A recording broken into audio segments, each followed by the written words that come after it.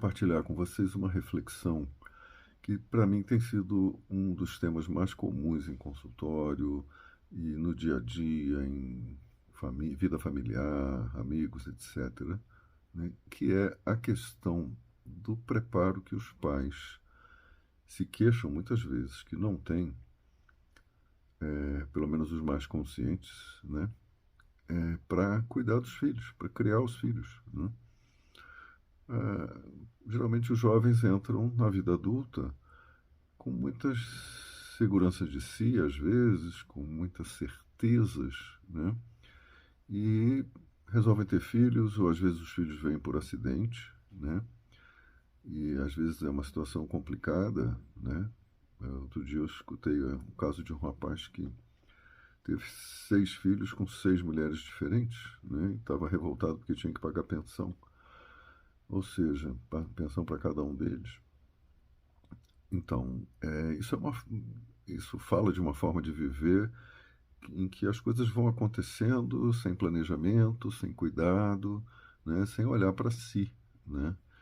É preciso pensar em que criar filhos não é uma coisa fácil e a gente não tem manual para isso, né?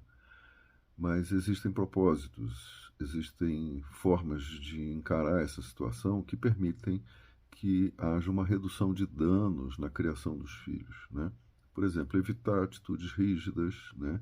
Evitar ser pais punitivos, procurar ser assertivo, procurar oferecer para os filhos a capacidade de refletirem sobre eles mesmos e a possibilidade de se desenvolverem de uma maneira um pouco mais saudável, né? Todos nós erramos quando agimos como pais, né? A gente tenta ser o melhor possível, né? A gente é o melhor pai que a gente consegue ser, a melhor mãe que a gente consegue ser. Mas isso tudo requer um olhar para dimensões mais profundas, né? Porque nós temos que assumir que nós não chegamos à vida adulta preparados para sermos pais, né? Preparados para cuidar.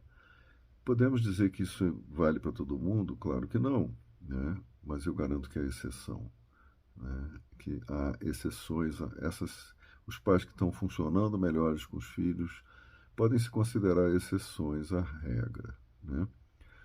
É preciso olhar para as dificuldades, porque se os filhos estão dando problemas, os problemas podem ser simplesmente uma resposta a um sistema educacional rígido, né?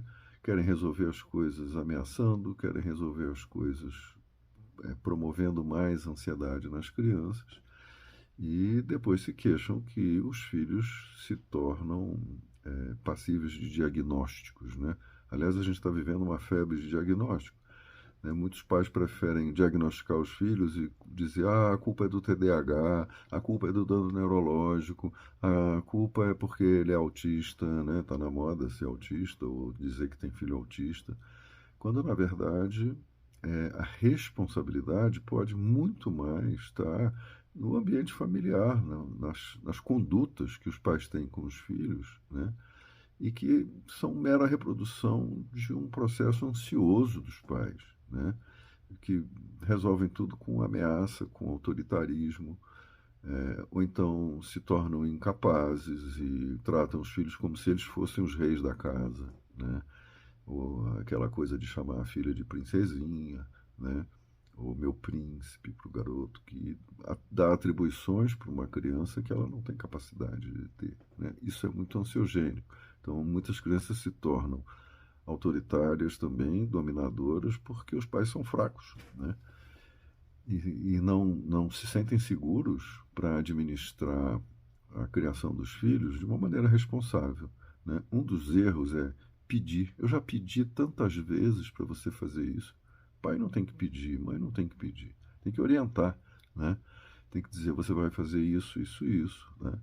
E está na hora de resolver tal coisa, mas o problema é que a bagagem emocional dos pais, o estresse emocional, fala de uma desproteção.